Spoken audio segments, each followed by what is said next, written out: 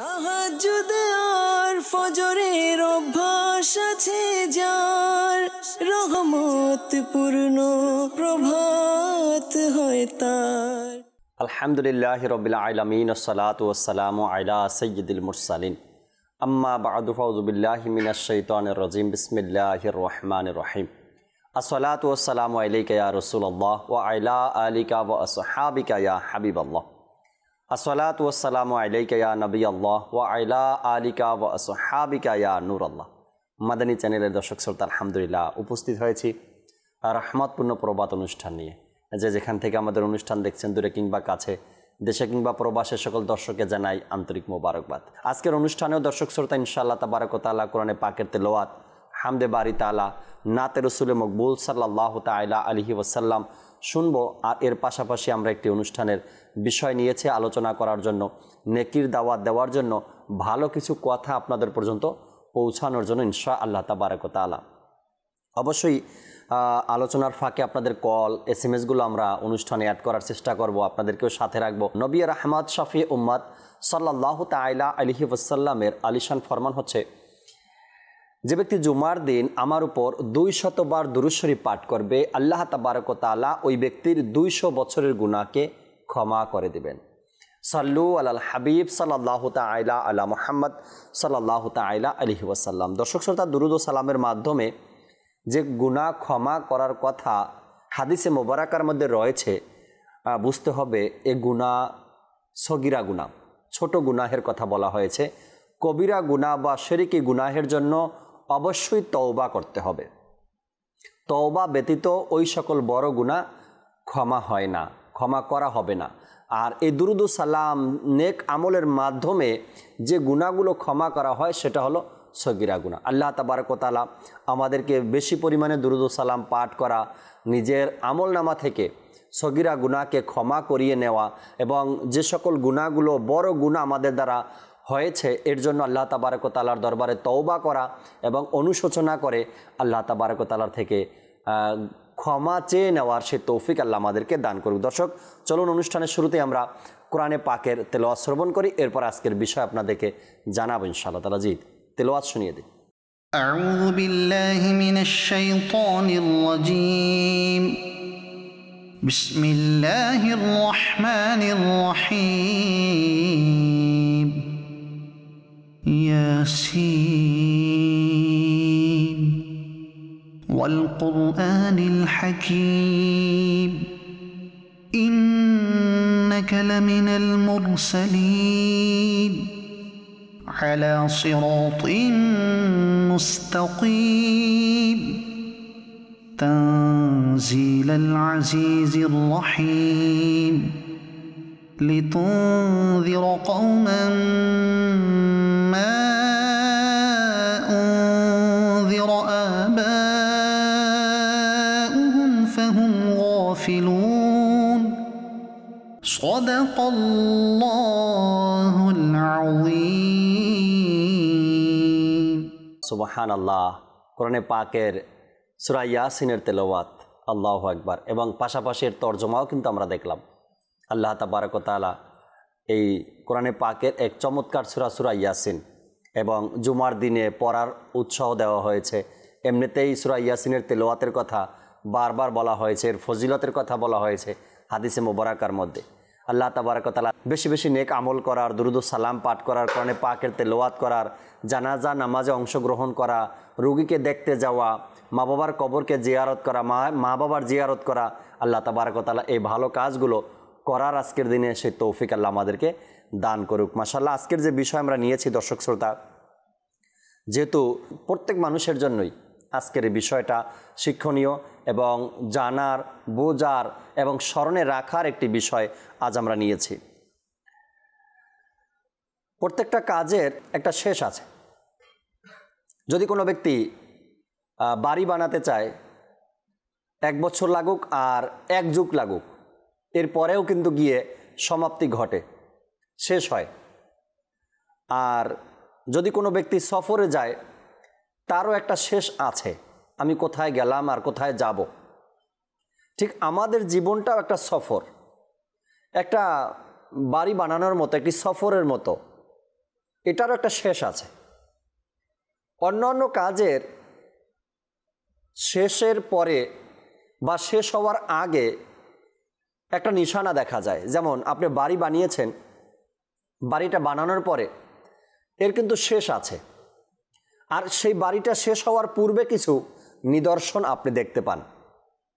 কোথাও রং উঠে গেছে, কোথাও বিল্ডিং ফাটল ধরছে, আবার কোথাও জানালা ছুটে গেছে, আবার কোথাও দরজা ভেঙে গেছে।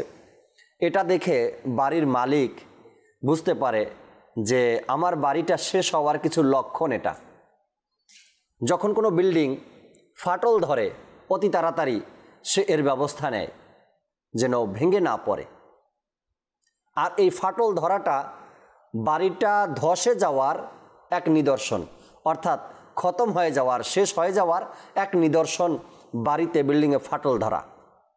ঠিক যখন জানালা ভেঙে যায়, দরজা ভেঙে যায়, রং উঠে যায়, এটা দ্বারাও বোঝা যায় যদি এগুলো সার্ভিসিং না করাই তবে অতি তাড়াতাড়ি এই বাড়িটা নষ্ট হয়ে যাবে, এজন্য সার্ভিসিং করাতে হয়।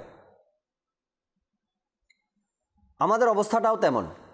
আমরা যখন দুনিয়াতে আসছি, আসার পরে আমরা যে চলে যাব, আমাদের সফরটা যে শেষ, দুনিয়া থেকে চলে যাব, চলে যাওয়ার পূর্বে আল্লাহ তাবারক ওয়া তাআলা কিছু নিদর্শন বান্দাকে দিয়ে রেখেছেন। বুদ্ধিমান বান্দা সেই নিদর্শনকে অনুসরণ করে সে নিজেকে সংশোধন করে নেবে, নিজেকে পরিবর্তন করে নেবে।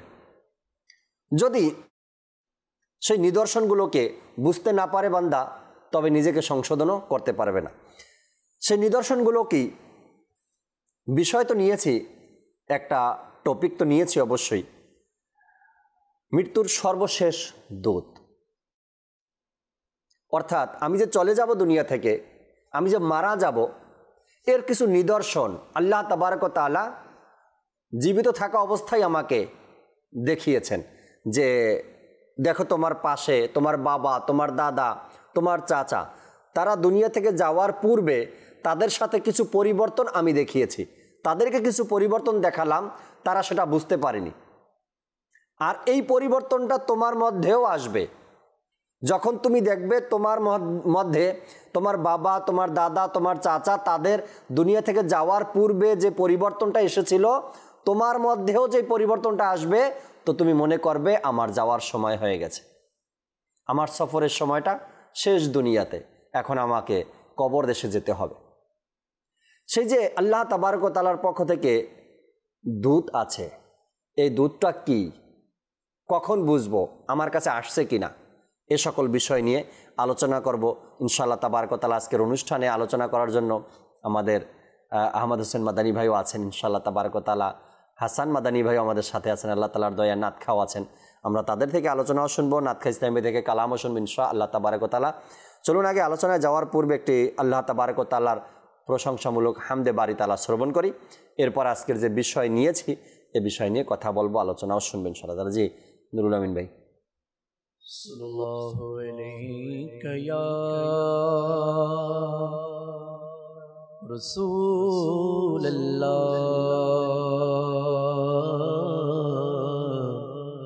ওয়া সাল্লাম আলাইকা ইয়া হাবিবাল্লাহ সাল্লাল্লাহু আলাইকা ইয়া রাসূলুল্লাহ वसल्लम अलैका या हबीबल्लाह। खुदा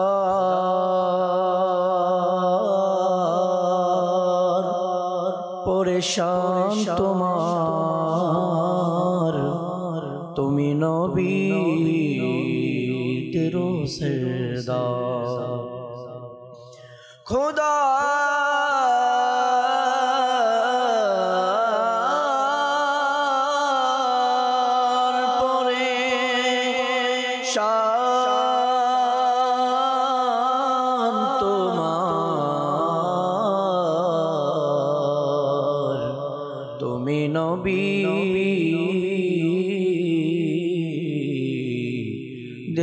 सरदार तुमी मालिके ज़माना मदनी मदीने वाले सल्ले अला रसूलिना सल्ले अला मुहम्मदिन सल्ले अला हबीबिना सल्ले अला मुहम्मदिन।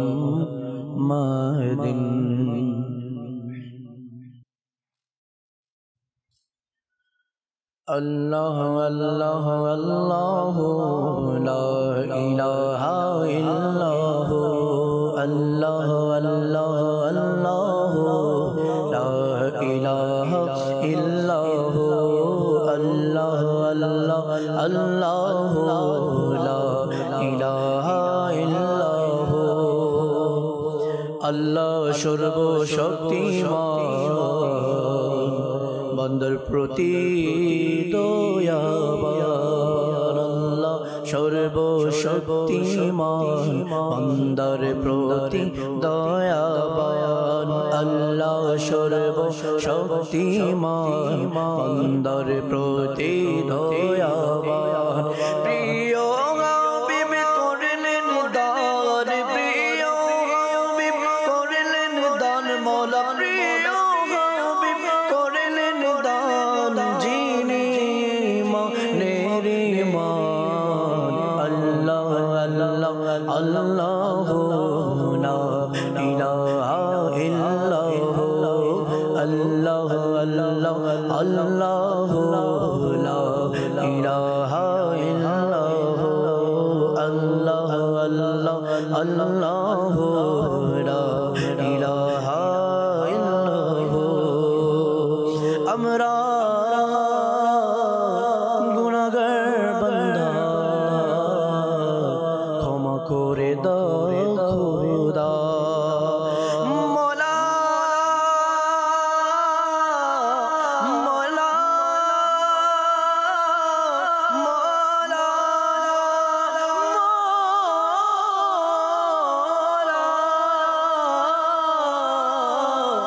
মওলা মওলা আমরা গুনাহগার বান্দা আমরা গুনাহগার বান্দা ক্ষমা করে দাও খোদা। দেখাও নবীজির রওজা দেখো নবীজির রওজা সেটাই পড়ি এই কালেমা আল্লাহ আল্লাহ আল্লাহ লা ইলাহা ইল্লাল্লাহ আল্লাহ আল্লাহ আল্লাহ লা ইলাহা ইল্লাল্লাহ আল্লাহ সর্বশক্তিমান বান্দার প্রতি দয়াবান। প্রিয় হাবিব করলেন দান প্রিয় হাবিব করলেন দান যিনি মানের মান আল্লাহ আল্লাহ আল্লাহ লা ইলাহা ইল্লাল্লাহ। দয়াল আল্লাহ দয়া করো নসিব করো মদিনা দয়াল আল্লাহ দয়া করো নসিব করো মদিনা।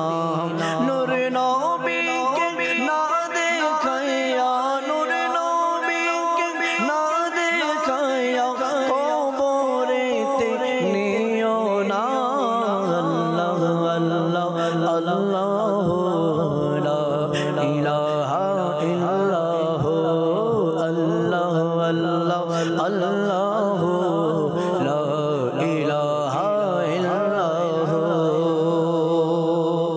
আরশে কম্পন সৃষ্টি হয় রহমতের বৃষ্টি হয় আরশে কম্পন সৃষ্টি হয় রহমতের বৃষ্টি হয় কুদরতের দৃষ্টি হয় কুদরতের দৃষ্টি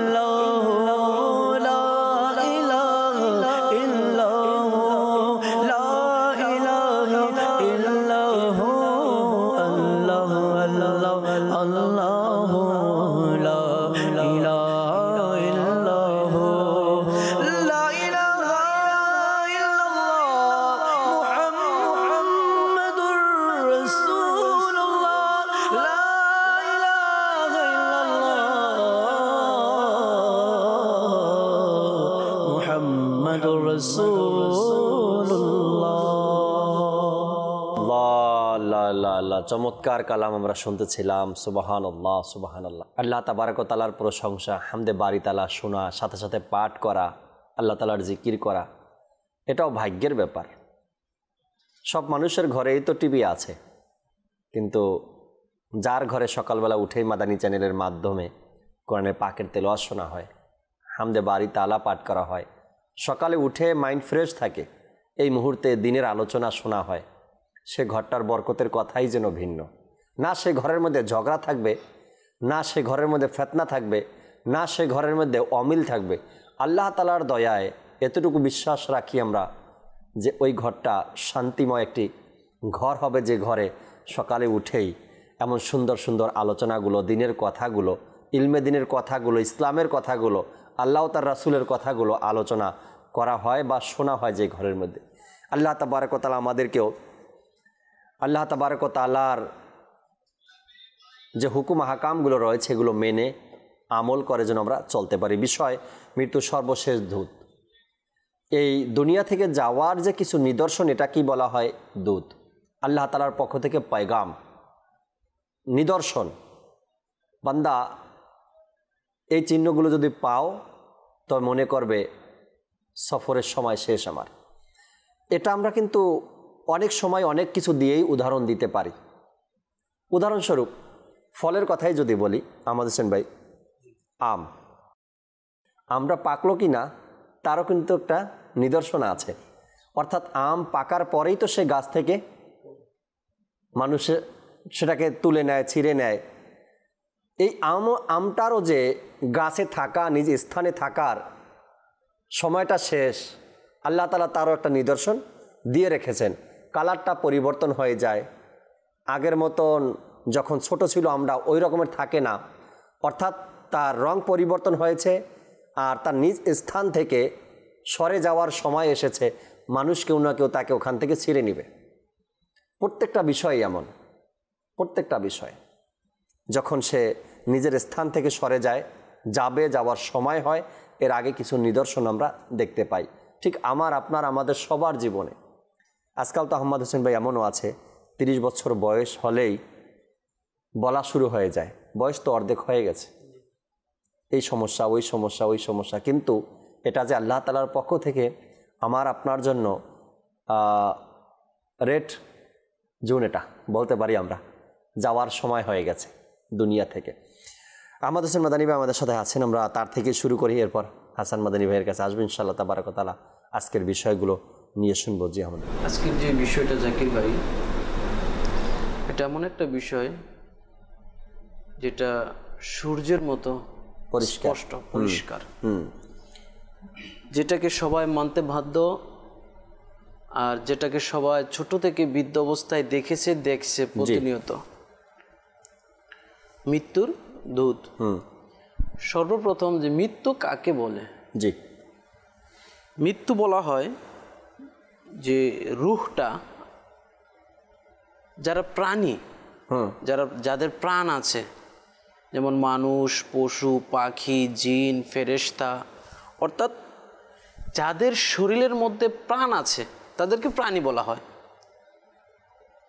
তো প্রাণীদের রুহের মধ্যে প্রাণটাকে রুহ বলা হয়, প্রাণও বলা হয়। তো প্রাণীদের শরীরের মধ্যে যে রুহটা আছে, ওই রুহটা আর শরীরটার মধ্যে পৃথক হওয়াকে মৃত্যু বলা হয়। রাইট। আমার শরীরের মধ্যে যতক্ষণ রুহ আছে, প্রাণ আছে, আমাকে কেউ মৃত বলবে না। আমার নামের সাথে মরহুম হবে না, জনাবি হবে যতক্ষণ আমি বেঁচে আছি, যতক্ষণ বেঁচে আছি, যতক্ষণ আমার শরীরের মধ্যে প্রাণটা আছে, রুহটা আছে, আমাকে মানুষ মরহুম বলবে না, জনাবি বলবে। জি। যখনই আমাদের শরীর থেকে রুহ চলে যায়, প্রাণ বায়ুটা বের হয়ে যায়, তখনই মানুষ কি বলে? যে মৃত, মৌত, এ ব্যক্তি মরে গেছে। তো মৃত এটা হচ্ছে আলমে দুনিয়া থেকে জি আলমে আখিরাতে যাওয়ার একটা মাধ্যম। স্থান পরিবর্তন, আলম, আমাদের এই দুনিয়াটা একটা, আখিরাত এটা আরেকটা।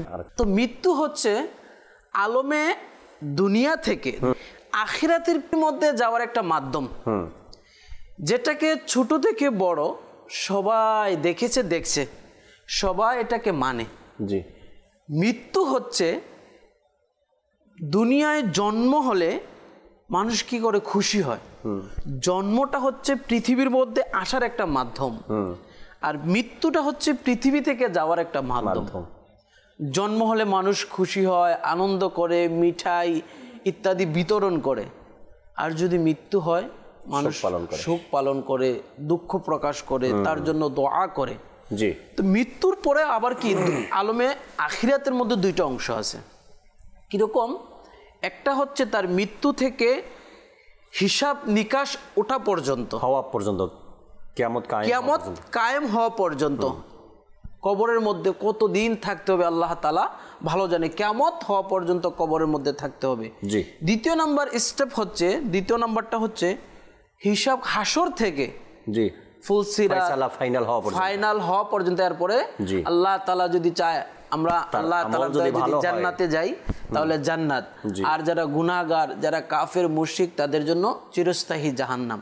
তো দেখেন বালা, এরপরে কিন্তু আর গুনাহগারের জন্য চিরস্থায়ী না, অমুসলিম যারা তাদের জন্য চিরস্থায়ী জাহান্নাম। জি, গুনাহগারকে আল্লাহ তাআলা একসময় আল্লাহ তাআলা রাসূল সাল্লাল্লাহু আলাইহি ওয়াসাল্লামের শাফাআতের মাধ্যমে, আল্লাহ তাআলার দয়ার মাধ্যমে তার গুনাহের শাস্তি ভোগ করার পরে আল্লাহ তাআলা দয়া করে তাকে জান্নাতে দিবে। তো এই মৃত্যুটা হচ্ছে দুনিয়া থেকে সফরের, আখিরাতের সফরে যাওয়ার একটা মাধ্যম কিন্তু। তবে হাদিসে পাকের মধ্যে চমৎকার কিছু কথাও এই ব্যাপারে লেখা হয়েছে। আল্লাহ তাআলাও কিন্তু পবিত্র কোরআনের মধ্যে ইরশাদ ফরমান, বিসমিল্লাহির রহমানির রহিম, কুল্লু নাফসিন যায়িকাতুল মাউত। প্রত্যেক প্রাণীকেই মৃত্যুর স্বাদ গ্রহণ করতে হবে। আল্লাহ তাআলা যাদেরকে সৃষ্টি করেছে, যাদের মধ্যে প্রাণ আছে, এমনিতেই তো পুরো পৃথিবী ধ্বংস হয়ে যাবে একদিন। একমাত্র আল্লাহ তাআলা যিনি আছে থাকবে, আল্লাহ তাআলা ব্যতীত বাকি সব কিছু ধ্বংস হয়ে যাবে। আল্লাহ তাআলা পবিত্র কোরআনের মধ্যে বলেন, যাদের প্রাণ আছে, যাদেরকে আল্লাহ তাআলা সৃষ্টি করেছে প্রাণী, সবাইকেই কিন্তু মৃত্যুর স্বাদ একদিন সবাইকে গ্রহণ করতে হবে। যতটাই আমরা লুকিয়ে থাকার চেষ্টা করি, বাঁচার চেষ্টা করি, যাই কিছু করি না কেন, দুনিয়াতে কিন্তু সবাইকে এই স্বাদটা গ্রহণ করতে হবে। আর আমরা ছোটোবেলা থেকে যখন আমাদের হুঁশ হয়েছে, তারপর থেকে এই পর্যন্ত কিন্তু ধারাবাহিকভাবে আমরা এগুলো দেখেই আসছি, তাই না? প্রতি মিনিটে যে শত শত মানুষ মারা যাচ্ছে দুনিয়াতে, পুরো পৃথিবীর কথা বলছি আমি, এক মিনিটে হিসাবও করছেন, অর্থাৎ সায়েন্স হিসাব করে বের করছে 1 মিনিটে কতজন মানুষ মারা যায় বর্তমান সময়। তো ওই হিসাবে আমরা কিন্তু ধারাবাহিকভাবে দেখেই আসছি, মানুষ দুনিয়াতে আসছে এবং চলে যাচ্ছে। হয়তো নতুন করে কেউ জন্মগ্রহণ করেছে, পুরানো যারা আছে বয়স হয়ে গিয়েছে বা বয়স হয়নি, যুবক বয়সেও মারা গেছে। এর যে ধারাবাহিকতা আমরা কিন্তু দেখেই আসছি, প্রতিনিয়ত আমাদের সামনে ঘটছে। আমাকেও একদিন এই স্বাদ গ্রহণ করতে হবে, সেই স্বাদটা কেমন হবে এটাও একটি দেখার বিষয়। আহমদ হোসেন ভাই চমৎকার ব্যাখ্যা করলেন যে দুনিয়া থেকে কবর দেশে যাওয়া, বা আমরা এটাও বলতে পারি মুমিন মুসলমানের জন্য জান্নাত, দুনিয়া এবং জান্নাত এর মধ্যে একটাই পার্থক্য, শুধু সে মারা যাবে। আর হাদিস শরীফের মধ্যে জাকির ভাই আছে, রাসূল সাল্লাল্লাহু আলাইহি ওয়াসাল্লামের হাদিসে মুবারাকা হযরত আব্দুল্লাহ বিন ওমর রাদিয়াল্লাহু তাআলা আনহু থেকে বর্ণিত, তিনি বলেন যে রাসূল সাল্লাল্লাহু আলাইহি ওয়াসাল্লাম ইরশাদ করেছে, এক মুমিন ব্যক্তির জন্য মউত হচ্ছে সর্বোত্তম তোহফা। একজন মুমিন বান্দার জন্য, ব্যক্তির জন্য আল্লাহ তাআলার পক্ষ থেকে সর্বোত্তম তোহফা, গিফট, উপহার হচ্ছে কি মৃত্যু। এই মৃত্যুর মাধ্যমে কিন্তু আল্লাহ তাআলা তাকে জান্নাত দেবে। জান্নাতের নাজ, নিয়ামত, জান্নাতের যত প্রকার কি আছে, নিয়ামত আছে, আল্লাহ তাআলা কিন্তু করবে, সে উপভোগ করবে। এমনকি রাসূল করিম সাল্লাল্লাহু আলাইহি সাল্লামের দিদারও করবে, আল্লাহ তাআলার জান্নাতের মধ্যে আল্লাহ তাআলার দিদার করবে। আল্লাহ, তবে মুমিন হতে হবে। জি, এত নিয়ামত পাওয়ার জন্য তার কি মৃত্যু। তো যারা মুমিন থাকে, যারা নেককার থাকে, তারা কিন্তু মৃত্যুর আকাঙ্ক্ষায় থাকে, মৃত্যুর আশায় থাকে। আমরা মৃত্যুর কথা শুনলে, গুনাহগার যারা আছে মৃত্যুর কথা শুনলে ভয়ে চমকে উঠি, ভয় পাই, কিন্তু যারা নেককার থাকে, যারা আল্লাহ তাআলার প্রিয় বান্দা থাকে, তারা মৃত্যুর অপেক্ষায় থাকে। কেন? যে আমার মৃত্যু হবে, আমি কবরে যাব, সরকারে দো আলম সাল্লাল্লাহু আলাইহি ওয়াসাল্লাম যে নবীর কালমা আমি পড়েছি, যে নবীর দেখার জন্য, যে নবীর জিয়ারত করার জন্য আমি কান্নাকাটি করেছি, যে নবীর উপর আমি দুরুদে পাক পড়েছি, যে নবীর এত উত্তম আখলাকের কথা আমি আলোচনা শুনেছি, যে নবীর সুন্দর সুন্দর পবিত্র মাদানী ফুলগুলোর কথা আমি শুনেছি, ওই নবীর দিদার হবে, ওই নবীকে আমি জিয়ারত করব, ওই নবীকে আমি দেখব। তারপরে জান্নাতের বিভিন্ন নাজ নিয়ামত, জান্নাতের হাওয়া সে কি করতে থাকবে, উপভোগ করতে থাকবে। তো তাদের জন্য এটা অনেক খুশির বিষয়।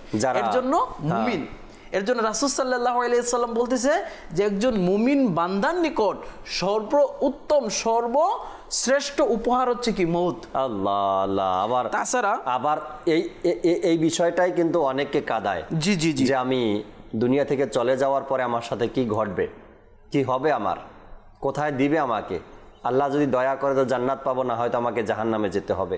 কিন্তু মুমিন মুসলমান যারা, নেককার যারা, তারা এটাকে ভয় পায় না, এটাকে আরো খুশি মনে বরণ করে নেন। আরো হাদিসে পাক আছে না, দুনিয়াটা মুমিনের জন্য জেলখানা, জেলখানা। কখন তারা এখান থেকে বের হবে, অর্থাৎ বের হবে বলতে কখন তারা মারা যাবে, মউত তাদের কখন আসবে, এই জেলখানা থেকে মুমিনরা বের হতে চায়। সব মানুষ জেলখানা থেকে বের হতে চায়, তো মুমিনের জন্য যেহেতু দুনিয়াটা জেলখানা, এখান থেকে বের হওয়ার জন্য মুমিনদের রুহুটা ছটফট করে, কখন বের হওয়ার, এখান থেকে বের হতে পারলেই তো তারা জান্নাতে চলে যাবে। আমাদের আম্মা জান হযরত আয়েশা সিদ্দিকা রাদিয়াল্লাহু তাআলা আনহা থেকে বর্ণিত, তিনি বলেন যে আকায়ে নামদার সাল্লাল্লাহু আলাইহি ওয়াসাল্লাম ইরশাদ করেছেন, মউত আহলে ঈমানের জন্য, যারা ঈমানদার তাদের জন্য গনিমত থেকে কোনো কম নয়। আল্লাহ আল্লাহ আল্লাহ আল্লাহ। যারা আহলে ঈমান, যারা মুমিন বান্দা, মউতটা তাদের জন্য গনিমত, একটা নিয়ামত একটা। প্রথম তো আমরা জানলাম যে বেহতরিন কি তোহফা, এখন আমরা হাদিসের মধ্যে জানলাম গনিমত। যখন আগের দিনে যখন যুদ্ধ হতো না জাকির ভাই, তখন মুসলমানরা কাফের মুশরিকদের সাথে যখন যুদ্ধের মধ্যে বিজয় হতেন, তখন তাদের সামান, তাদের মাল, তাদের সম্বল, টাকা পয়সা, এগুলো গনিমত হিসেবে মুসলমানেরা নিয়ে আসতো, নিজেদের মধ্যে বন্টন করে নিত। তো গনিমত এখানে বলা হয়েছে যে মৃত্যুটা আহলে ঈমানদার জন্য, আহলে ঈমানের জন্য গনিমত স্বরূপ। গনিমতের মাল পেলে যখন মুসলমানরা খুশি হয়, এরকম একটা খুশি কেনই বা হবে না মুমিন বান্দা? তার কারণ তো এর আগে আমরা বর্ণনা শুনলাম যে যখন মুমিন বান্দা মারা যায়, তখন আল্লাহ তাবারক ওয়া তাআলা তাকে জান্নাত দেন, আর আল্লাহ তাআলার দিদার হয়, রাসূল করিম সাল্লাল্লাহু আলাইহি সাল্লামের দিদার হয়, এই দুনিয়ার জেলখানা থেকে তারা বের হয়ে যায়। হাসান মাদানী ভাইও আমাদের সাথে আছেন, আল্লাহ তাআলা বরকত দান করুক। কোনো হাদিসে পাক শোনাবেন আজকের বিষয় নিয়ে? আজকের বিষয়ে মৃত্যুর সর্বশেষ দূত। জি, অনেক সুন্দর আলোচনা চলছে। আহমদ হোসেন ভাই বলল যে প্রত্যেক প্রাণীকে মৃত্যুর স্বাদ গ্রহণ করতে হবে। হযরতে ইয়াকুব আলাইহিস সালাম এবং হযরতে মালাকুল মউত আলাইহিস সালামের মধ্যে বন্ধুত্ব ছিল, ভালো সম্পর্ক ছিল। তো একবার হযরতে মালাকুল মউত আলাইহিস সালাম ইয়াকুব আলাইহিস সালামের নিকট উপস্থিত হলো। তখন ইয়াকুব আলাইহিস সালাম মালাকুল মউত আলাইহিস সালামকে জিজ্ঞাসা করলো যে আপনি কি আমার রূহ কবজ করার জন্য আসছেন?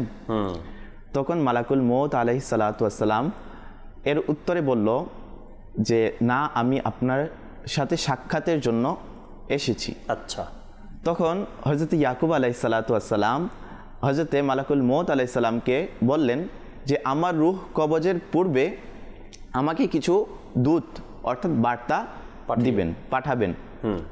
তখন হঠাৎ করে একদিন হযরতে মালাকুল মউত আলাইহিস সালাতু ওয়াস সালাম হযরত ইয়াকুব আলাইহিস সালাতু ওয়াস সালামের নিকট উপস্থিত হলেন এবং বললেন যে আমি আপনার রূহ কবজের জন্য এসেছি।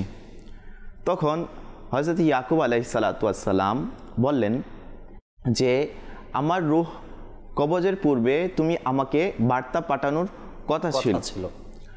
তখন হযরতে মালাকুল মউত আলাইহিস সালাতু ওয়াস সালাম বললেন যে কালো চুলের পর সাদা চুল। আহা, আল্লাহ আল্লাহ। শারীরিক শক্তির পর দুর্বলতা, আর সোজা কোমরের পর বাঁকা কোমর। আল্লাহ। তো এটা মৃত্যুর দূতই বটে, আমার থেকে এটা মৃত্যুর দূতই বটে। তো দেখা যায় যে আমরা মৃত্যু থেকে উদাসীন, আমরা মৃত্যুর চিন্তাও করি না। আবার দুধগুলো যে আমার কাছে আসছে সেটাকেও আমরা অনুভব করি না।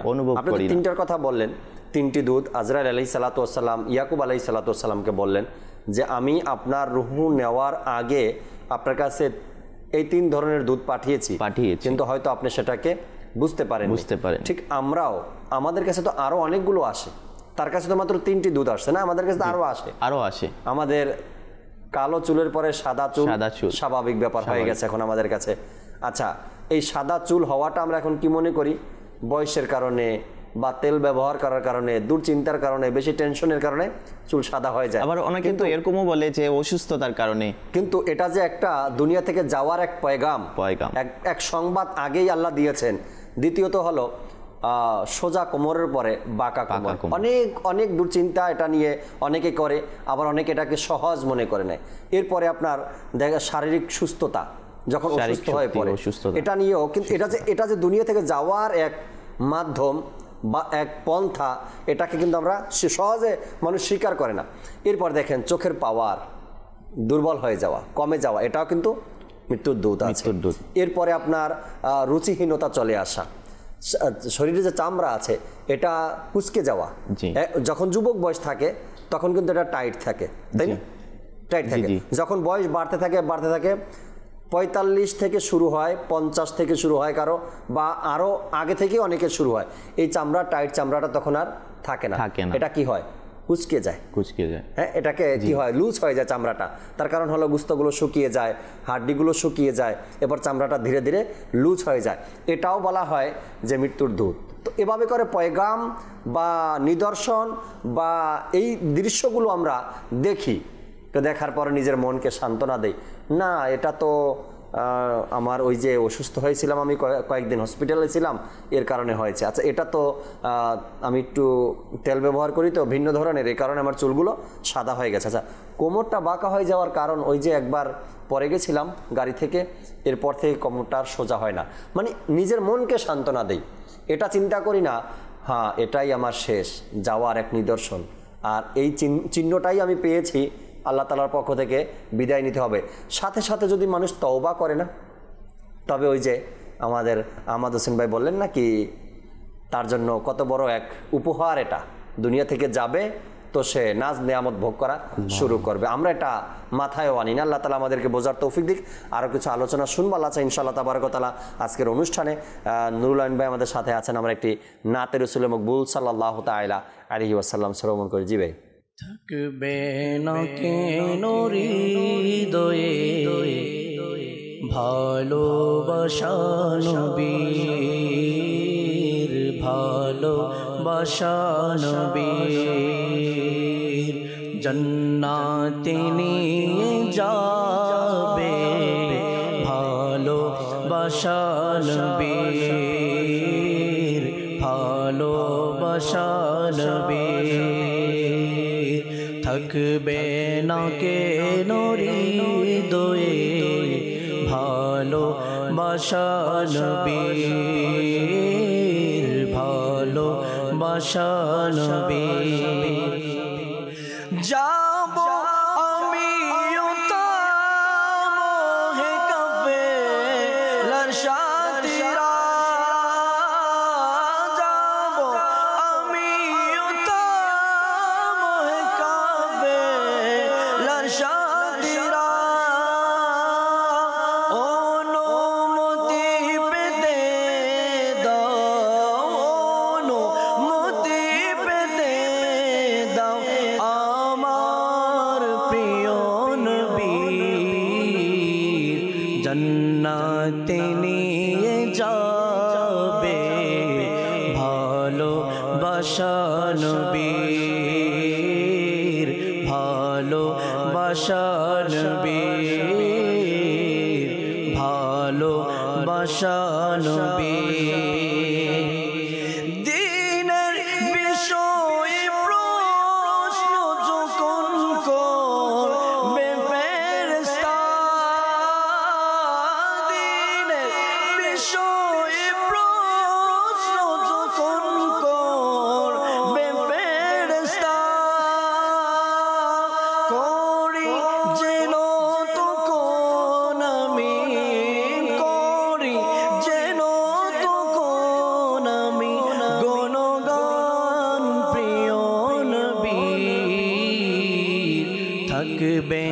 না কেন হৃদয়ে ভালোবাসা নবীর, ভালোবাসা নবীর।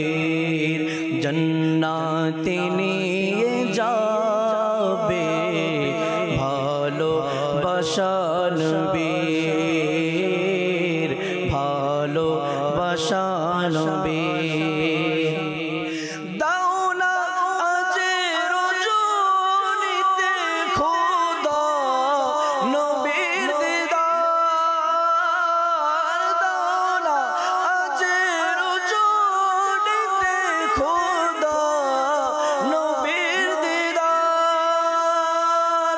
একবার হলেও আমায়, একবার হলেও আমায় দাও দিদার প্রিয় নবীর। জান্নাতে নিয়ে যাবে ভালোবাসা নবীর, ভালোবাসা নবীর। থাকবে না কেন হৃদয়ে ভালোবাসা নবীর, ভালোবাসা নবীর। দেখিয়েছেন রেখে মদিনায় আমায় প্রিয় নবী, দেখিয়েছেন রেখে মদিনায় আমার প্রিয় নবী।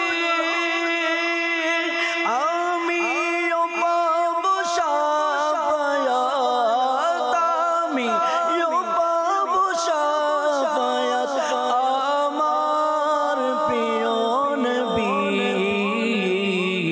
জান্নাতে নিয়ে যাবে ভালোবাসা নবীর, ভালোবাসা নবীর।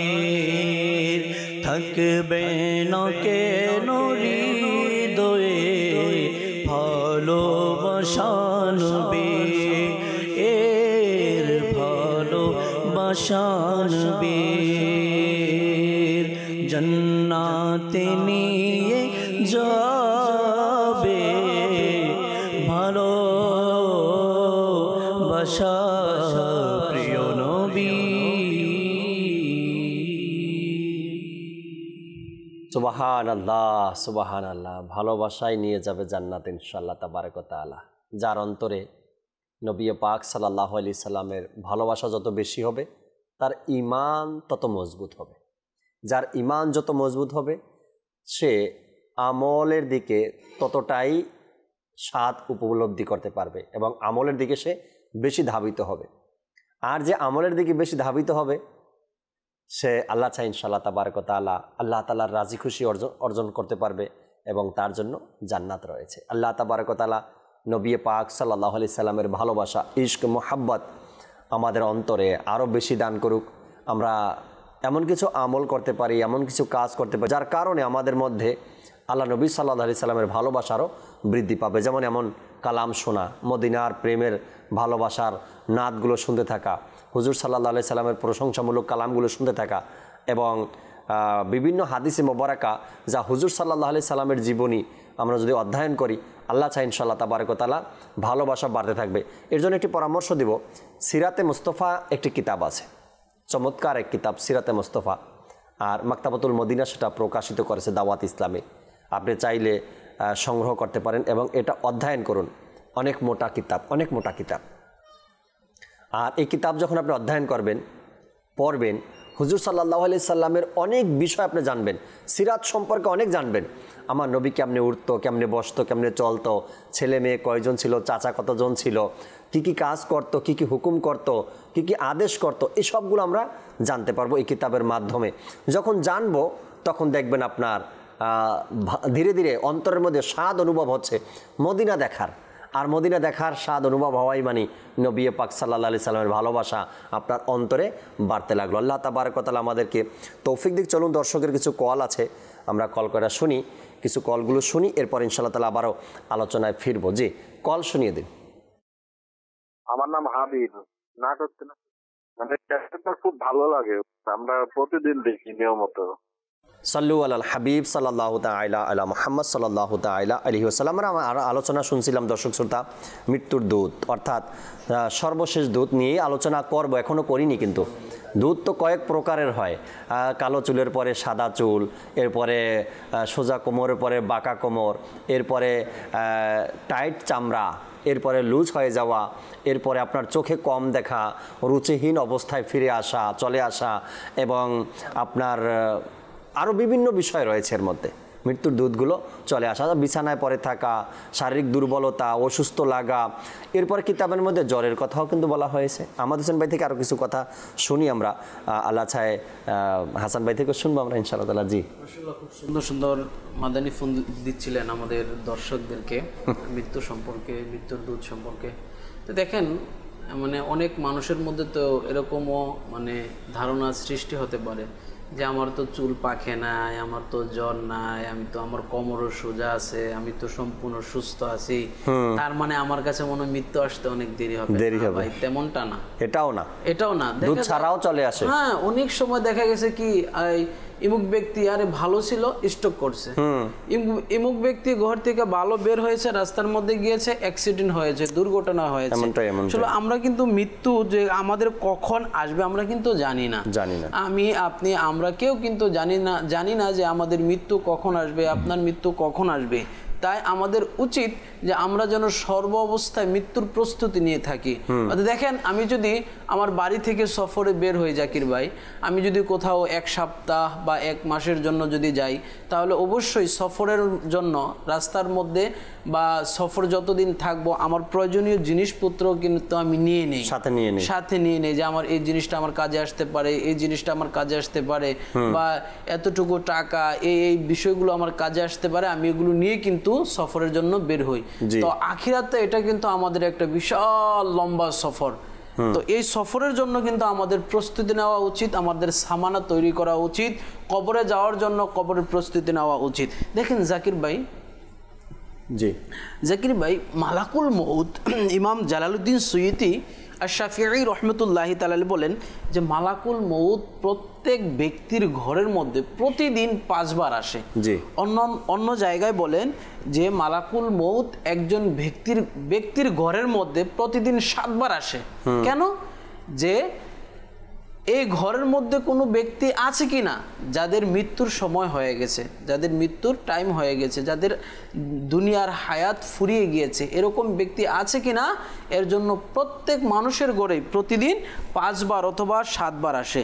হযরত সাবিত বুনানি রহমতুল্লাহি তাআলা আলাইহি বলেন, দিনে এবং রাতে 24 ঘন্টা এমন কোনো ঘন্টা নাই, সময় নাই যে সময়টা মালাকুল মউত মানুষের ঘরে যায় না। আচ্ছা, প্রত্যেক মানুষের ঘরের মধ্যে মালাকুল মউত যায় মানুষের রূহগুলোকে কবজ করার জন্য।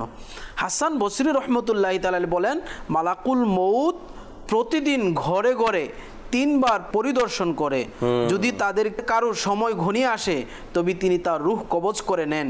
ঘরে হইচই সৃষ্টি হয়ে যায়, পরিবার পরিজন কান্নাকাটি শুরু করে দেয়। ওই সময় হযরত মালাকুল মউত ঘরের দরজায় দাঁড়িয়ে বলেন, হে লোক সকল, আমি তোমাদের প্রতি কোনো অন্যায় করিনি, আল্লাহর পক্ষ থেকে আমাকে নিয়োজিত করা হয়েছে, আমি তোমাদের রিজিকের মধ্যে কোনো কমতি করিনি, তোমাদের রিজিক ফুরিয়ে গিয়েছে, আমি আবার আসবো তোমাদের নিকট। এভাবে মালাকুল একটি বর্ণনাতে রয়েছে আমাদের হোসেন ভাই যে প্রত্যেক মানুষের কাছে আজরাইল আলাইহিস সালাতু ওয়াস সালাম প্রতিদিন 7 বার আসে। এই বর্ণনাও পাওয়া যায় যে ইমাম জালালউদ্দিন সুয়ুতি 7 বার আসে একজন মানুষের কাছে। এবং যদি আল্লাহ তাআলা ওই মানুষটাকে এমন চক্ষু দান করত যে সে দেখতে পায় আজরাইল আসছে আমার কাছে, তবে কি সে কখনো গুনাহের কাজ করতে পারত? ও হয়তো কোনো না কোনো ব্যক্তিকে আল্লাহ তাআলা এমন দিয়েছেন, এমন চক্ষু দিয়েছেন যারা দেখছেন যে আজরাইল আমার কাছে আসছে। আচ্ছা, এই কথাটা আমার বলার উদ্দেশ্য এখানে, একজন মানুষের কাছে যদি 7 বার প্রতিদিন আজরাইল আসে, তার কেমন প্রস্তুতি থাকা দরকার? উদাহরণস্বরূপ, কেউ দেশের বাহিরে যাবে আর তার বিমান দুপুর 12টায়, 12টায় গিয়ে পৌঁছে গেল, 12টার আগেই তো পৌঁছাতে হয়, কমপক্ষে 3 ঘন্টা আগে এয়ারপোর্টে পৌঁছাতে হয়। তো সেখানে পৌঁছে গেল, বোর্ডিং পাসও হয়ে গেল, ওয়েটিংয়ে আছে, 12টা বাজলেই 12টার আগেই আমাকে ডাকবে। হঠাৎ করে ঘোষণা হলো 12টার বিমানটা 1টায় ছাড়বে। কিভাবে সে প্রস্তুত? আচ্ছা 1টা বাজে আবার ঘোষণা হলো 1টার বিমানটা 2টায় ছাড়বে।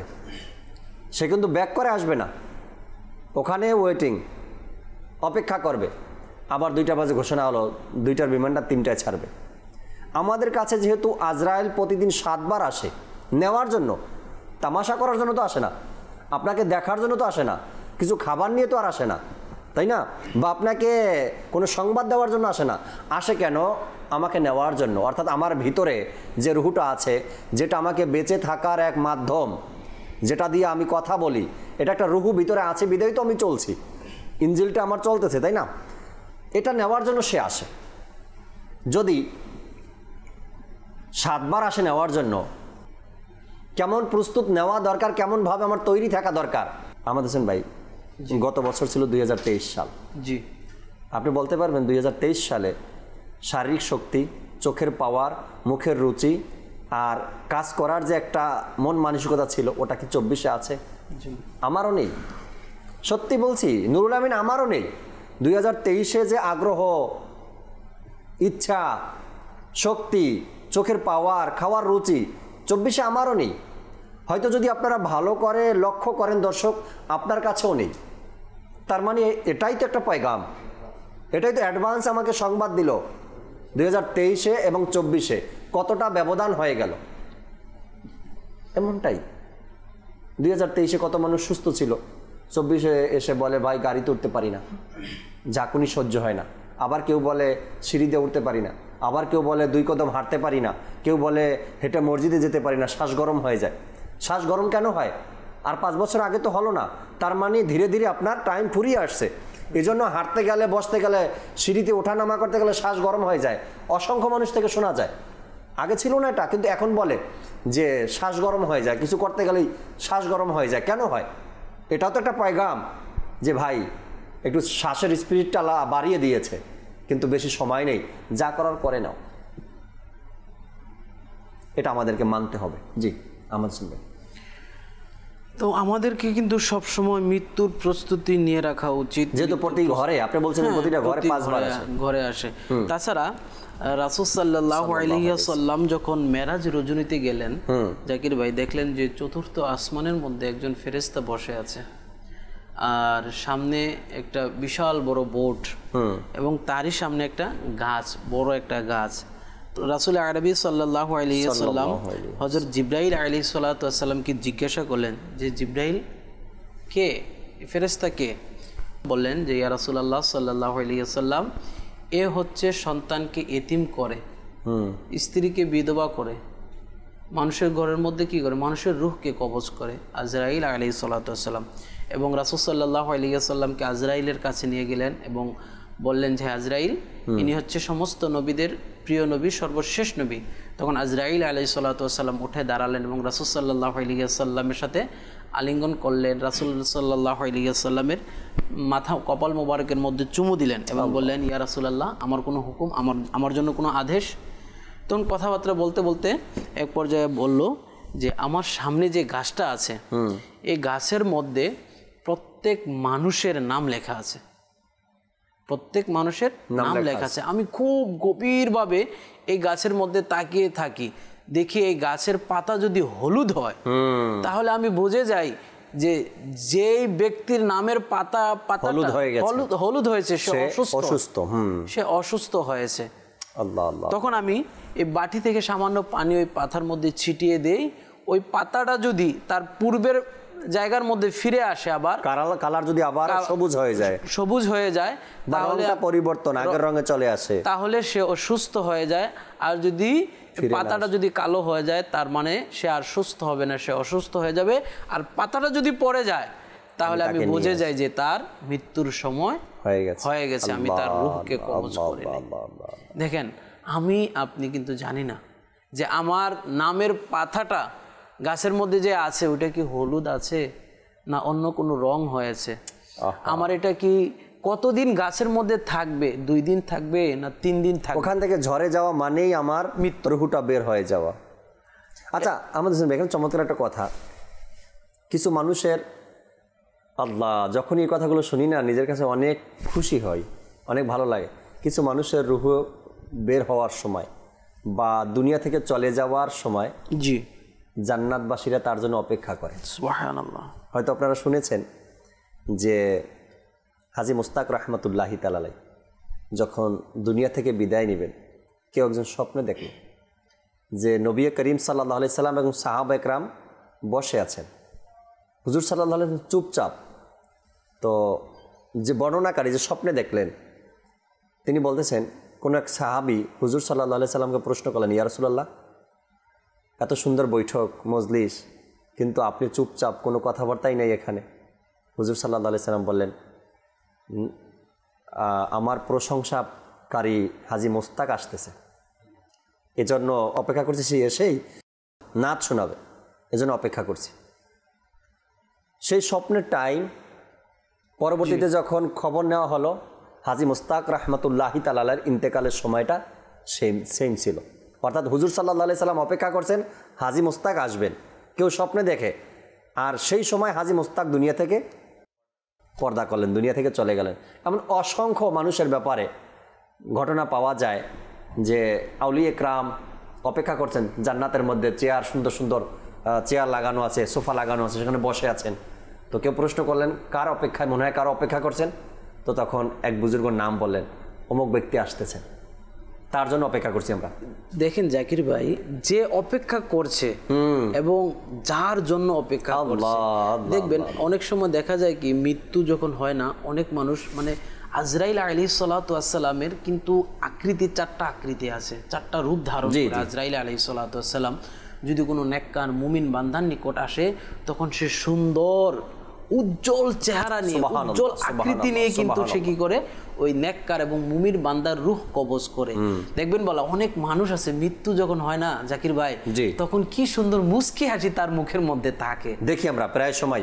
এখন তো সোশ্যাল মিডিয়ার জমানা, দেখা যায় অনেকে, দেখা গেছে অনেক মানুষ হাসতে হাসতে মৃত্যুবরণ করে, অনেক মানুষ নামাজের মধ্যে মৃত্যুবরণ করে, অনেক মানুষ নেকি কোরআন তেলাওয়াত করতে করতে মৃত্যুবরণ করে।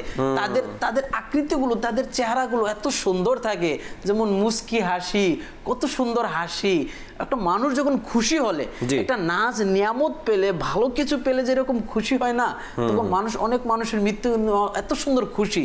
আবার অনেক মানুষ আছে যাদের মৃত্যুর সময় কিন্তু চেহারা বিগড়ে যায়, চেহারা কুৎসিত হয়ে যায়, কালো হয়ে যায়, নষ্ট হয়ে যায়। আজরাইল আলাইহিস সালাতু ওয়াস সালাম যখন তাদের রূহগুলো কবজ করে না, তখন বিকট আকৃতিতে আসে, কালো আকৃতিতে আসে, বিশ্রী আকৃতিতে আসে, যার কারণে গুনাহগাররা ওই চেহারা দেখে ভয় পেয়ে যায়, তাদের আকৃতি নষ্ট হয়ে যায়, তাদের আকৃতি কি হয়ে যায়, বিগড়ে যায়। আর যখন মুমিন বান্দার কাছে আসে, যার জন্য অপেক্ষা করা হয়, রাসূল অপেক্ষা করে, সাহাবায়ে কেরামরা অপেক্ষা করে, আউলিয়া কেরামরা অপেক্ষা করে, যে ব্যক্তির জন্য জান্নাত অপেক্ষা করে, সে যখন দুনিয়াতে যায়, দুনিয়া থেকে যায়, তখন হাসতে হাসতে যায়। আর যার আকৃতি নষ্ট হয়ে যায়, সে যখন দুনিয়া থেকে যায়, কাঁদতে কাঁদতে যায়, আফসোস করতে করতে যায়, হে হায় আফসোস, যে দুনিয়ার জন্য আমি এত কিছু করলাম, যে ছেলে সন্তানের জন্য আমি নামাজ ছেড়ে দিয়েছি, যে স্ত্রীর জন্য আমি আল্লাহর হুকুম ছেড়ে দিয়েছি, যে সম্পদকে উপার্জন করতে গিয়ে আমি আল্লাহর নাফরমানি করেছি, আজকে সব কিছু দুনিয়ার মধ্যে রয়ে গেল। তার চেহারা বিকৃতি হয়ে যায়, কালো হয়ে যায়। আর যারা আল্লাহ তাআলার আনুগত্য ব্যক্তি, যারা রাসূলের প্রেমিক ব্যক্তি, যারা নামাজ পড়ে, যারা নেক কাজ করে, যারা মুমিন ব্যক্তি, তারা দুনিয়া থেকে যখন যায়, তখন হাসি উজ্জ্বল চেহারা যায়, হায় হায়, আমি যে জিনিসের জন্য অপেক্ষা করেছি, ওই জিনিসটা তো আমি পাওয়ার খুব নিকটবর্তী সময় আমার চলে এসেছে, এই কারণে তারা কিন্তু হাসি উজ্জ্বল থাকে। রাইট। আমরা কিছুদিন পূর্বেই, কিছুদিন বললেও ভুল হবে, কয়েক বছর পূর্বে আমাদের দাওয়াত ইসলামের একজন মুবাল্লিগ মরহুম সাজিদ আত্তারি আলাই রহমা, ইনি যখন ইন্তেকাল করে, সুবহানাল্লাহ, দুনিয়াবাসী দেখেছেন তার মুখে মুস্কি হাসি ছিল।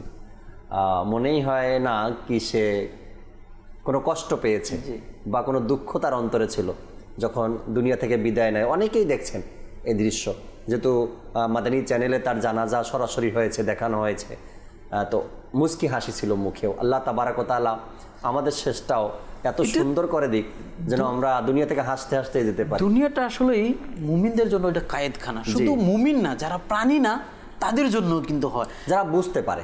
দেখেন জাকির ভাই, রাসূল সাল্লাল্লাহু আলাইহি ওয়াসাল্লাম যখন এই দুনিয়া থেকে জাহিরি পর্দা করেছে, যেহেতু আমাদের নবী জিন্দা নবী, জি আমাদের নবী জিন্দা নবী, রাসূল সাল্লাল্লাহু আলাইহি ওয়াসাল্লাম যখন দুনিয়া থেকে জাহিরি পর্দা করেছে, তখন রাসূল সাল্লাল্লাহু আলাইহি ওয়াসাল্লামের যে উটনিটা ছিল না, ওটা রাসূলের বিরহে এত কান্না করতো, এত কান্না করতো, এত কান্না করতো, শেষ পর্যন্ত ওই উটনিটা কূপের মধ্যে পড়ে মারা গেলেন। দেখেন, একটা জানোয়ার যার বিবেক নাই, যার বুদ্ধি নাই, এটার মধ্যে রাসূলের কেমন প্রেম ছিল, সেও কিন্তু মৃত্যুটাকে ডেকে এনেছে। মানুষ কিন্তু আশরাফুল মাখলুকাত। আল্লাহ তাআলা মানুষকে, যেমন ফেরেশতা, দেখেন আল্লাহ তাআলা ফেরেশতাকে কিন্তু জ্ঞান বুদ্ধি দিয়েছে, রাইট, কিন্তু তাদের যে শরীরের চাহিদা, আমরা যেটাকে শাহওয়াত বলি, যেটাকে বলি নফস, ওটা কিন্তু ফেরেশতাদের নাই, এটা ফেরেশতাদের নাই। আর জানোয়ার যারা আছে, পশু পাখি যারা আছে জাকির ভাই, তাদের কিন্তু নফস আছে, কিন্তু আকল নাই। কিন্তু মানুষ, আল্লাহ তাআলা মানুষকে আশরাফুল মাখলুকাত বানিয়েছে, যাদেরকে আকলও দিয়েছে, যাদেরকে নফসও দিয়েছে। কিন্তু বর্তমানে কিছু কিছু মানুষ আছে, বর্তমানে কিছু কিছু মানুষের ব্যবহার, আচার আচরণ এমন আছে যে পশু কিন্তু তাদেরকে বলেও দেয় মানুষ, কিন্তু পশু বলে দেয়। কিভাবে বলে? তুমি যে কাজটা করছো এটা মানুষের কাজ না, মানুষের কাজ, জানোয়ারের কাজ। আবার কিছু মানুষ এটাও বলে, আপনি যে কাজটা করছেন ফেরেশতা, আপনি যে কাজটা করছেন ফেরেশতাদের মতন কাজ। এমন মানুষ তো পাওয়াও যায় না। এভাবেও বলে, ভালো মানুষকে ভালো মানুষ বলে মানুষ, খারাপকে খারাপ বলে মানুষ। তো আমাদের কাজ আর কর্মেই এটা বলে দেয় যে আমার দুনিয়া থেকে যাওয়াটা কেমন হবে, আমার অবস্থাটা কেমন। আমরা একটি নাতের রাসূল শুনি হাসান ভাই, তারপরে আসি আপনার কাছে ইনশাআল্লাহ তাবারক ওয়া তাআলা। একটি নাত আমাদেরকে শুনিয়ে দিন ইনশাআল্লাহ তাআলা। মন চায় যেতে মদিনা, দেখবো সোনার মদিনা। মন চায় যেতে মদিনা, দেখবো সোনার মদিনা। মন চায় যেতে মদিনা, দেখবো সোনার মদিনা। একদিন আমিও যাবো, ডাকলে শাহে মদিনা। একদিন আমিও যাবো, ডাকলে শাহে মদিনা। মন চায় যেতে মদিনা, দেখবো সোনার মদিনা। মন চায় যেতে মদিনা, দেখবো সোনার মদিনা। আমি এক গরীব দুঃখী, কিভাবে যাব মদিনা। আমি এক গরীব দুঃখী, কিভাবে যাব মদিনা। প্রিয় নবীর করুণায় একদিন যাব মদিনা। প্রিয় নবীর করুণায় একদিন যাব মদিনা। মন চায় যেতে মদিনা, দেখবো সোনার মদিনা। তোমার বিরহে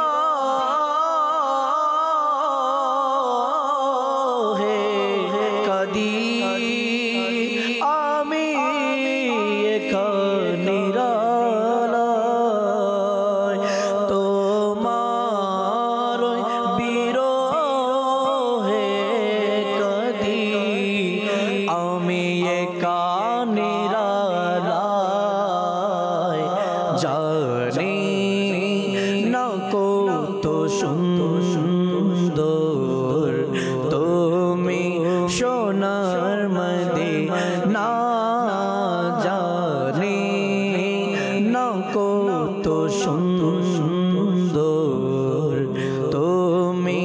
সোনার মদিনা মন চায় যেতে মদিনা দেখবো সোনার মদিনা একদিন আমিও যাবো ডাকলে শাহে মদিনা তোমার ধুলোবালিতে রোগের শিফা রয়েছে ইয়া রাসূলুল্লাহ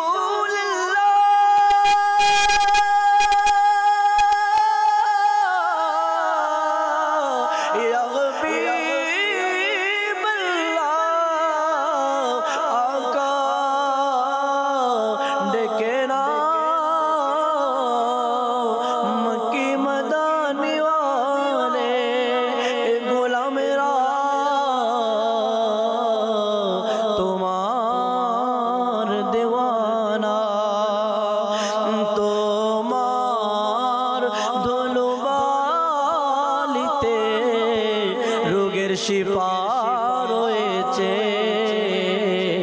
কত কত পবিত্র তুমি ভুলি মদিনা কত কত পবিত্র তোমার ভুলি মদিনা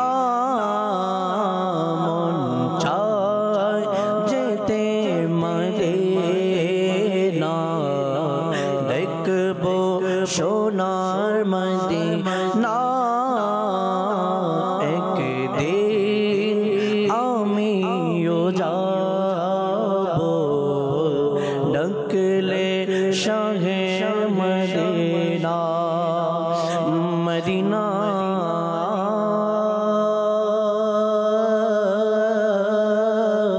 মদিনা মদিনা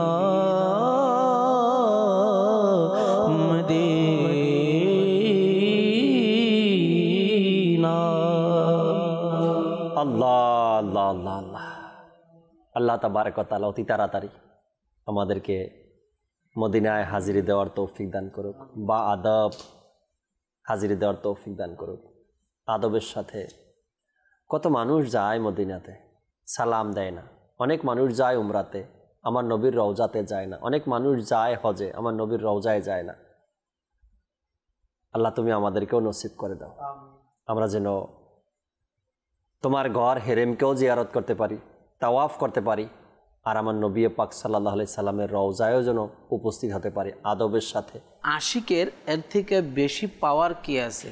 আহা, একটা হাবিবের এর চেয়ে বেশি পাওয়ার কি আছে যে তার মাহবুবের রওজার জিয়ারত করবে? একটা আশিকের তো সারাটা জীবনের তামান্নাই এটা, রাইট, যে আমি কোন দিন আমার রাসূল সাল্লাল্লাহু আলাইহি সাল্লামের রওজায় যাব, কোন দিন গিয়ে দাঁড়িয়ে দাঁড়িয়ে সালাতু সালাম জানাবো। সুবহানাল্লাহ। আর হাদিস শরীফের মধ্যে তো আছে যে রাসূলের রওজার জিয়ারত করলে শাফাআত নসিব হয়। অনেক সুন্দর চমৎকার হাদিসে মোবারকা রয়েছে রওজার জিয়ারতের ব্যাপারে। আমরা আজকের যে বিষয় নিয়েছি হাসান ভাই থেকে, আর কিছু শোনাবেন আমাদেরকে? জি জাকির ভাই, চলছে মৃত্যুর সর্বশেষ দূত। আমরা মৃত্যু থেকে অনেক উদাসীন হয়ে গেছি।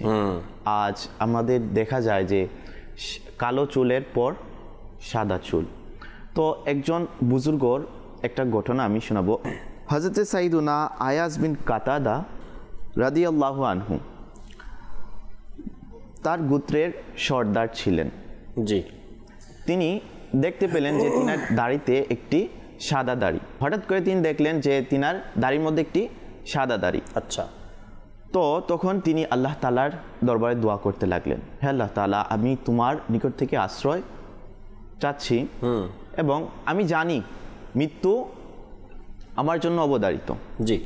তখন তিনি কি করলেন, তিনি তিনার গোত্রের সর্দার ছিলেন। তখন তিনি তিনার গোত্রের নিকট গেলেন এবং সকলকে বললেন যে আমি আমার যৌবনকে তোমাদের নিকট অতিবাহিত করেছি, এখন আমার বার্ধক্য আমাকে আমি আমার যৌবনকে তোমাদের নিকট অতিবাহিত করেছি, এখন আমি আমার বার্ধক্যে আমি আল্লাহ তাআলার ইবাদত করতে চাই। ইবাদত করতে। তখন তিনি কি করলেন, একটি ঘরের মধ্যে গেলেন এবং আল্লাহ তাআলার ইবাদতের মধ্যে লেগে গেলেন, আর ইবাদত করতে করতে তিনার মৃত্যু হয়ে গেল।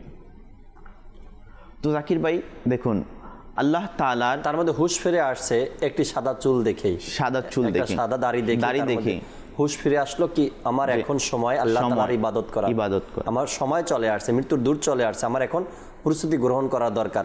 মৃত্যুর দূত কিন্তু যৌবনকালেও আসে, বৃদ্ধকালেও আসে। হয়তো আমরা এটা বুঝতে পারি। ওলামা ইকরাম বলেন যে কখনো যদি আপনি দেখেন অস্বাভাবিকভাবে আপনার মধ্যে বেশি ঘুম অস্বাভাবিক, আগে নিয়মিত আপনি 7 ঘন্টা ঘুমাতেন, এখন 9 ঘন্টা 10 ঘন্টা 11 ঘন্টা ঘুমান, তো ওলামা ইকরাম বলে বুঝতে হবে হয়তোবা আমার এটা মৃত্যুর দূত, ঘুমিয়ে নিচ্ছি আমি। আচ্ছা, খাবারের রুচি আগে যা ছিল তার চেয়ে অনেক গুণ বেড়ে গেছে। তো বলা হয়, ওলামা ইকরাম লেখেন কিতাবের মধ্যে যে সময় ফুরিয়ে আসছে, রিজিক যা ছিল তা খেয়ে নিচ্ছি, বুঝতে হবে এটা মৃত্যুর দূত আমার। হয়তো আমরা এগুলো সামনে দেখি, কিন্তু আমরা না জানার কারণে, ইলম না থাকার কারণে বুঝি না কোন কোন বিষয়টা আমার মৃত্যুর দূত। আচ্ছা, আরেকটা বলা হয়েছে হাসান ভাই, কথা বেশি বলা। হঠাৎ করে যদি দেখি আমার মধ্যে কথা বলা স্পিড হয়ে গেছে, আমি কথা এখন বেশি বলি আগের তুলনায়, তো ওলামা ইকরাম বলে যে শেষ সময় যতটুকু তার বাকি ছিল কথা বলা, এতটুকু সে বলে নিচ্ছে।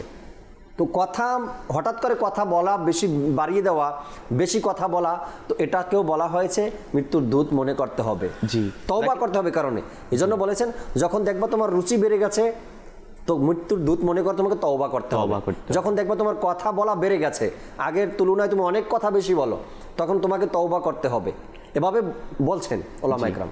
আর আরেকটি, যেমন আজকালকে দেখা যাচ্ছে যে অনেক ব্যক্তি অসুস্থ হচ্ছে, রোগী ব্যক্তি, কিন্তু অসুস্থ থাকা অবস্থায় আল্লাহ তাআলার নাফরমানি করে, কিন্তু এটা যে তার নিকট যে মৃত্যুর একটি দূত, সে তা থেকে উদাসীন।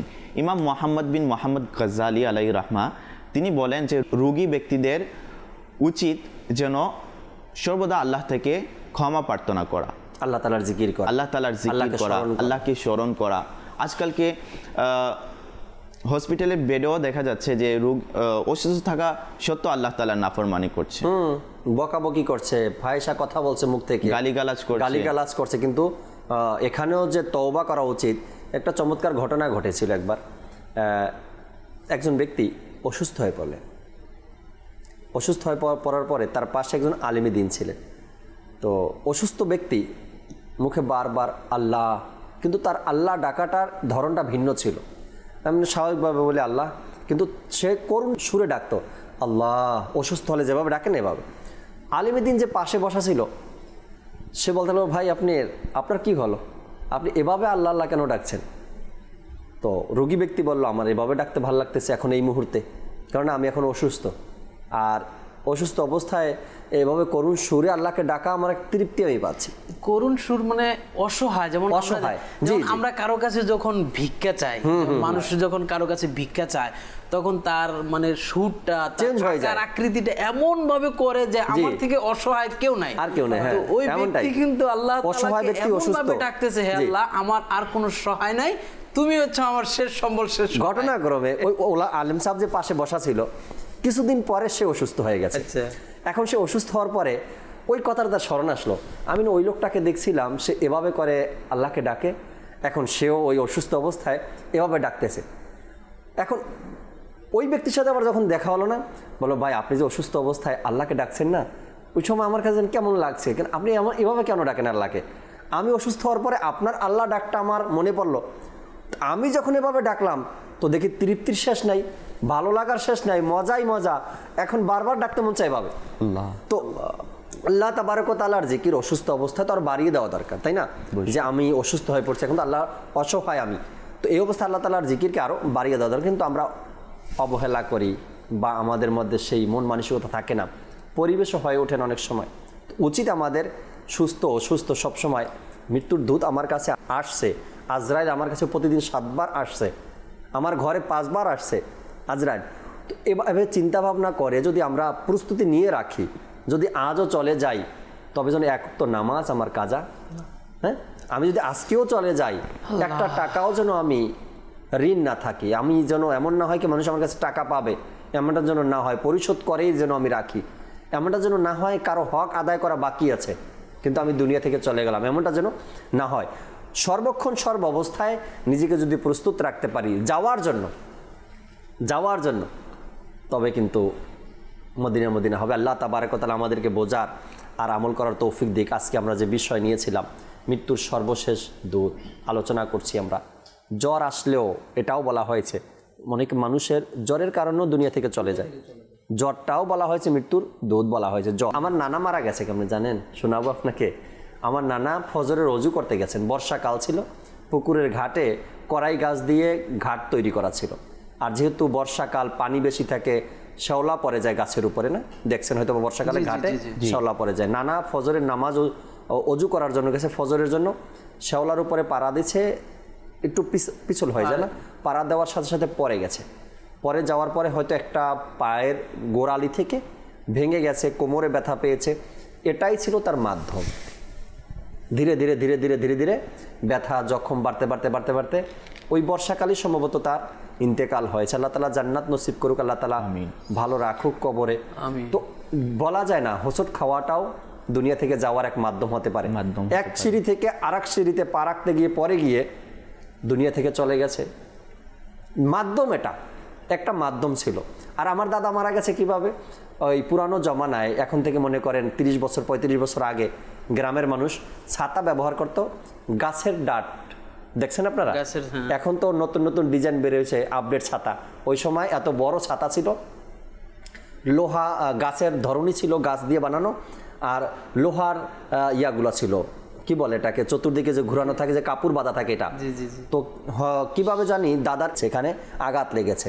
আর এটা আঘাত লাগার পরে এটা এই আঘাতে ওই জমানায় কিছুই হতো না, কিছু হতো না এই আঘাতে। তো এখানে যে আঘাত লেগেছে এটা ধীরে ধীরে ধীরে ধীরে ধীরে ধীরে এটাই ছিল তার দুনিয়া থেকে যাওয়ার এক মাধ্যম। আমি জানি বিধায় এগুলো শেয়ার করছি আপনাদের সাথে। জানি না আরও পানি, আচ্ছা পানি গলায় আটকে যায় মানুষের, শুনছেন, এই পানি আটকে গিয়েও মানুষ দুনিয়া থেকে চলে যায়। তো আমার আপনার যাওয়াটা একদম কাছে, বলা হয় না একদম এখানে যাওয়াটা। জাকির ভাই, গত পরশু দিন আমার এলাকায় একটা ঘটনা ঘটলো, আমি শুনলাম। এক ব্যক্তি মানে মাছ ধরতে গেল, নৌকা আছে না ছোট ডিঙ্গি নৌকা দিয়ে মাছ ধরতে গেল, ওই নৌকার মধ্যেই হার্ট অ্যাটাক করে নৌকার মধ্যেই মারা গেল। বাস শেষ সময়, শেষ, আর কি করার আছে। ওই ব্যক্তি কিন্তু জানতো না যে আমি মাছ ধরতে যাব আর ফিরে আসবো কিনা। যদি সে জানতো হয়তোবা সে মাছ ধরতে যেত না, মসজিদের মধ্যে গিয়ে আল্লাহ আল্লাহ বিল্লাহ করতো, কান্নাকাটি করতো, দূর করতো, দোয়া করতো। তো মাদানী চ্যানেলের দর্শকবৃন্দ, আমরা কিন্তু জানি না যে আমার মৃত্যু কখন। হয়তো বা আমি 1 সেকেন্ড আবার বাঁচতে পারি, আবার নাও বাঁচতে পারি। আমি যে নিঃশ্বাসটা নিয়েছি আবার আরেকটা শ্বাস আমি নিতে পারবো, নাও নিতে। এটাই তো একটা শ্বাস আমি নিলাম, আরেকটা শ্বাস নিতে পারবো না, আর না পারাটাই তো দুনিয়া থেকে চলে যাওয়াটা, তাই না?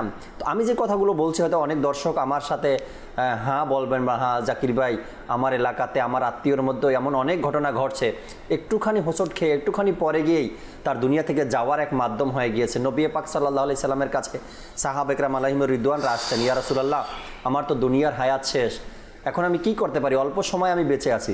হুজুর সাল্লাল্লাহু আলাইহি সাল্লাম তাদেরকে কি সুন্দর মাদানী ফুল দিতেন। এই যে মসজিদে নববীতে দিনের হালকা লেগেছে, ইলমে দিন শেখার হালকা লেগেছে, এখানে বসে যাও, যতটুকু সময় পাও ইলমে দিন শিখতে থাকো, যেন তুমি ছাত্র অবস্থায় দুনিয়া থেকে বিদায় নিতে পারো। আল্লাহ তাবারক ওয়া তাআলা আমাদেরকে যাওয়ার শেষ মুহূর্তটাও যেন আমরা ভালো আমল ইবাদতে অতিবাহিত করতে পারি, আল্লাহ তাআলা সে তৌফিক আমাদেরকে দান করুক। আমিন বিজাহিন নবিল আমিন সাল্লাল্লাহু আলাইহি সাল্লাম। ইনশাআল্লাহ তাবারক ওয়া তাআলা আগামী পর্বে আবার নতুন একটি বিষয় নিয়ে উপস্থিত হব। ততক্ষণ মাদানী চ্যানেলের সাথেই থাকুন। আসুন আমরা দাঁড়িয়ে সালাতু সালাম পাঠ করি।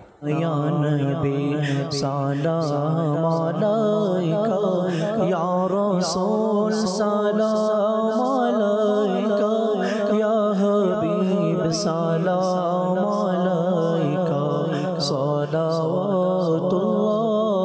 আলাইকা। আরশো কা কাবা মদিনা, फर्शो का काबा मदीना, काबे का काबा मदीना, जन्नतुल मावा मदीना। या नबी सलाम अलैका,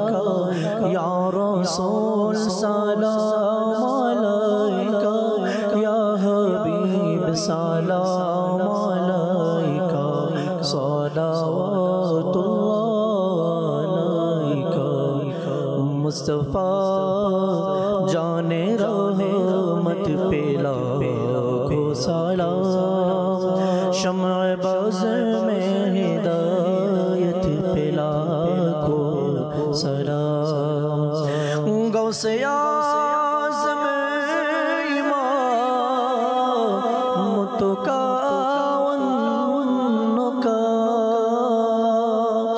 गौसे आज़म इमाम मुतकावन का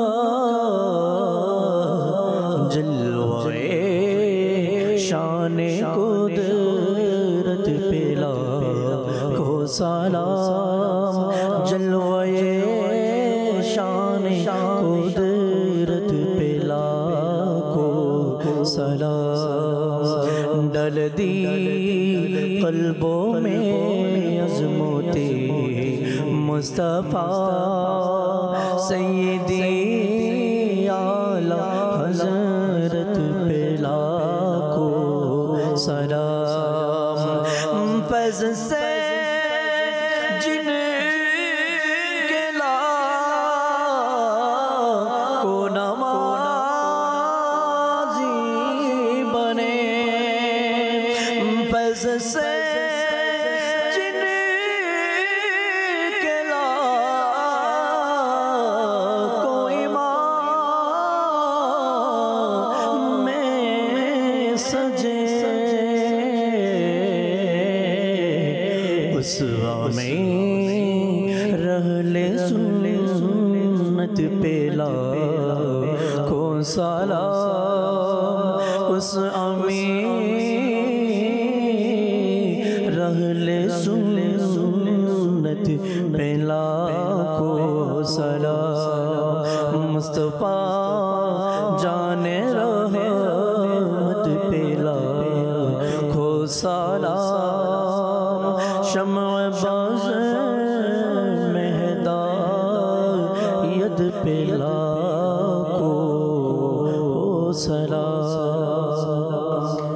अस्सलातु वस्सलामु अलैका या रसूलल्लाह अस्सलातु वस्सलामु अलैका या हबीबल्लाह सुब्हानक अल्लाहुम्मा व बिहम्दिका ला इलाहा इल्ला अंता अस्तगफिरुका व अतूबु इलैक सुब्हानक अल्लाहुम्मा व बिहम्दिका ला इलाहा इल्ला अंता अस्तगफिरुका व अतूबु इलैक सुब्हानक अल्लाहुम्मा व बिहम्दिका ला इलाहा इल्ला अंता अस्तगफिरुका व अतूबु इलैक अस्सलातु वस्सलामु अलैका या नबी अल्लाह व अला आलिका व अस्हाबिका या नूर अल्लाह ला इलाहा इल्लल्लाहु मुहम्मदुर रासूलुल्लाह सल्लल्लाहु তাহাজ্জুদ আর ফজরের অভ্যাস আছে যার রহমত পূর্ণ প্রভাত হয় তার।